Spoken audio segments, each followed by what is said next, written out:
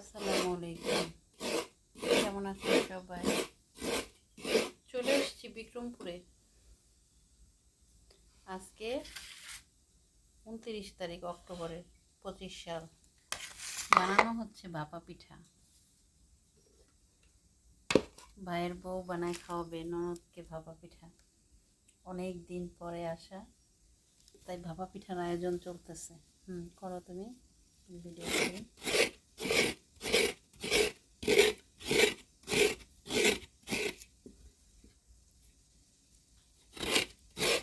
আমার এই ভাবির হাতের ভাপা পিঠাটা অনেক মজা। যারা একবার খেয়েছে তারা সবাই বলবে যে সবার হাতে সব জিনিস মজা হয় না, কারো কারো হাতে কিছু কিছু জিনিস থাকে যেটা অনেক ভালো লাগে। তো এখন চুলায় বানানো হচ্ছে না, এটা হচ্ছে গ্যাসে বানাইতেছে।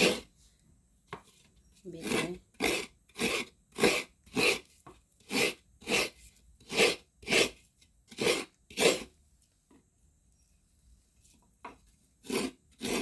ফ্লেভারটা এত সুন্দর হয়েছে।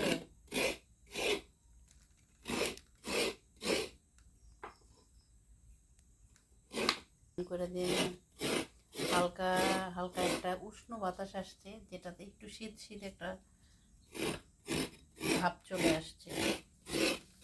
29 অক্টোবর 25 সাল আসা।